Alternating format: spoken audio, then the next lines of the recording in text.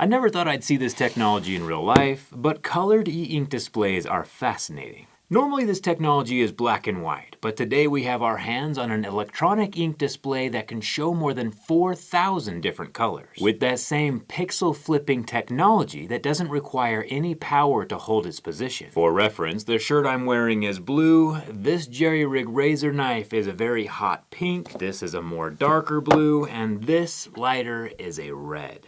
These colors aren't as vibrant or realistic as what we would see on a smartphone that can display 17 million colors versus 4,000, but it should look very cool underneath a microscope. This Boox Note Air 3C tablet was delivered to me today, and let's hope its first day is also not its last. And speaking of deliveries, huge thanks to Stamps.com for sponsoring this video. When I first started selling my JerryRig razor knives, I knew that I did not want the shipping packaging to just sit in the landfill for the next 500 years. So I found this mailer entirely made from paper where even the interior padding is made from biodegradable and recycled paper. These do cost a few more pennies than the bubble plastic mailers you see everywhere, but I estimate that me and my team have managed to keep over 700 pounds of plastic out of landfills by using these mailers, which makes every penny worth it. And of course, if you have your own printer and your own computer at home, you can take care of shipping wherever you are, even on the go with the Stamps.com mobile app. Stamps.com offers shipping rates you can't find anywhere else, like up to 89% off USPS and UPS rates, and seamlessly connects with almost every online marketplace and shopping cart if you sell online. Join a million other small businesses just like mine at Stamps.com/JerryRig so you can get a 4-week trial, free postage, and free digital scale. There are no long-term commitments or contracts, and my favorite part is that you can ship day or night, no waiting in lines at the post office. I know my business isn't a 9-to-5, and it's nice that I can do business whenever I need to. Thanks to Stamps.com for sponsoring this video. When I first unboxed the Boox Note Air 3C, I was definitely not expecting iPad OLED picture quality. At $500, this tablet is in a different realm with both price and technology. Inside the brand new box, you can see from the screen that the colored e-ink display is already turned on. Turned on while not consuming even 1 iota of power, which is one of the perks of e-ink. Depending on your usage, the battery can be calculated in days instead of hours. And with no refreshing, it's way easier on the eyes for reading. The box also has a cool little stylus for taking notes. Comes with a little rubber sleeve on cap. Rubber protection is always a good idea.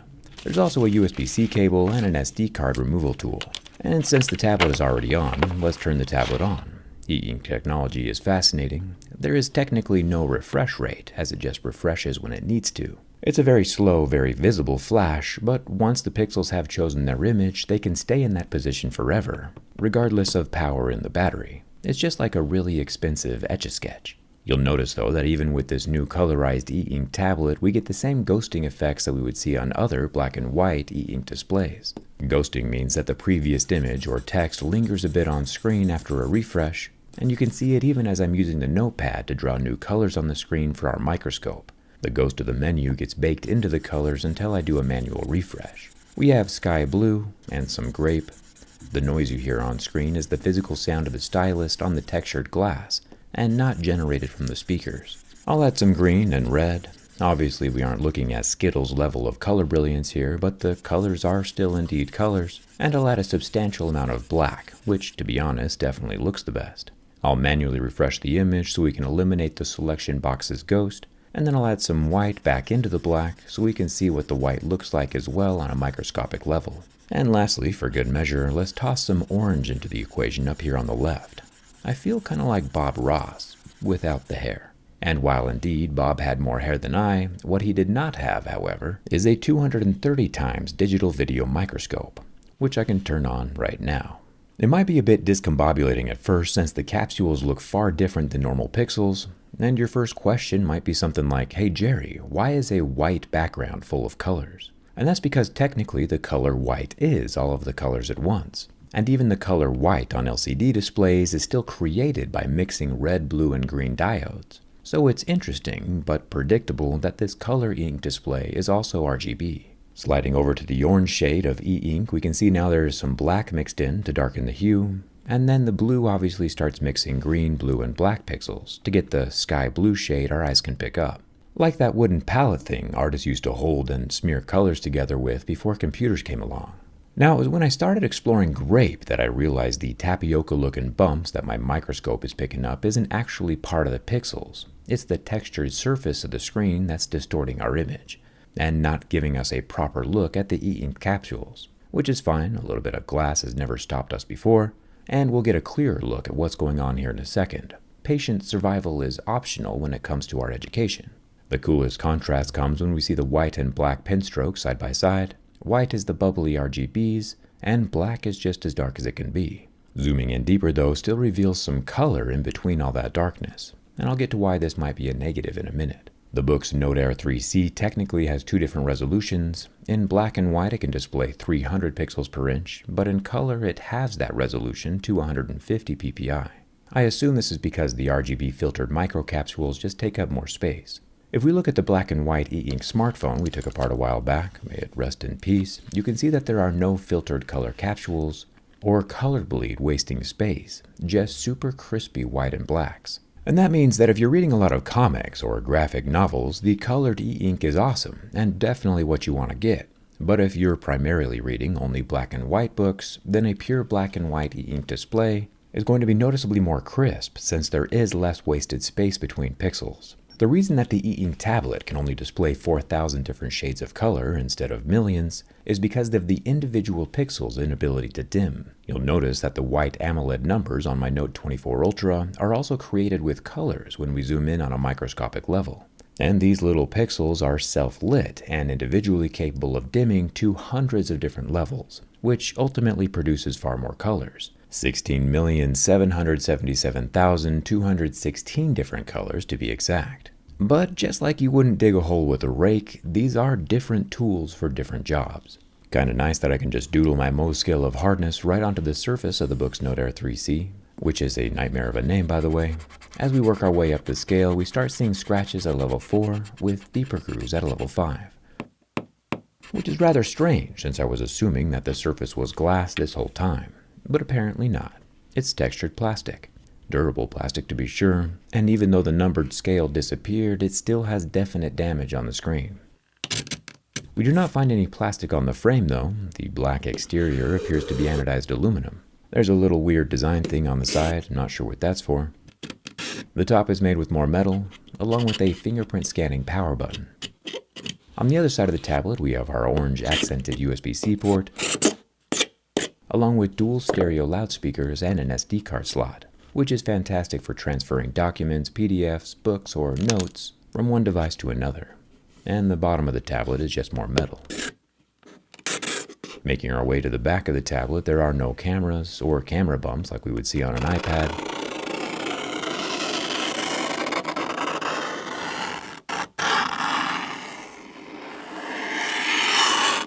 Nor any rubber feetsies like we've seen on some of the other e-readers like the Kindle Scribe.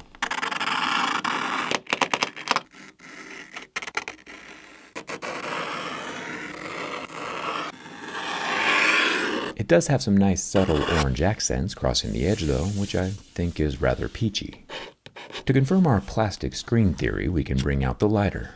Glass would never melt with just a small butane flame, but plastic will. The heat doesn't appear to be affecting any of the e-ink capsules at all, but after 20 seconds, we can see the heat from my lighter start to deform the display. There is indeed a thick plastic exterior. One thing that was included in the box is a large black stylus, which is incredibly resistant to breaking, and apparently, back to the odd design we saw on the side of the tablet earlier, it's magnetic. The little side design is apparently where we can mount the stylus or clip on a magnetic case. The inside of the stylus is pretty much the same technology that we've seen inside of the S Pen or the Apple Pencil, just some copper coils wrapped around a tip that can be sensed by a digitizer under the pixels to digitally recreate physical writing strokes. Finally, the bin test. If we're going to get a closer look at the colored e-ink pixels, we need to get inside this thing one way or another. And luckily for us, Books has made the internal access easy by just shattering. Turns out the thick textured plastic is just a layer on top of the glass, making it a large glorified screen protector, which can be completely removed to expose the onyx glass underneath. Remember, the screen of the Note Air 3C is still on. It's also off while being on, and broken. It's just pretending to be okay, aren't we all? Bringing the microscope back, we can now get a clear image of the colored e-ink capsules without the granular texture of the screen protector on top. And there they are, the red, the blues, all the muted colors of the Note Air 3C in their circular capsules. The particles inside the capsules are not tinted, just a filter over top, which we'll see in a second as we dig deeper. It's super cool seeing the different technologies this close up and personal. Definitely gets a thumbs up from me, and hopefully from you as well. To prove that the screen is indeed on while being off, let's unplug the battery. There are no screws to undo, just copious amounts of glass shards to avoid, and a whole lot of prying with my razor blade. But the screen can indeed be pulled from the back metal housing. The power button has a single ribbon still holding the halves together, but once that's removed, it's all very surprisingly simple in here.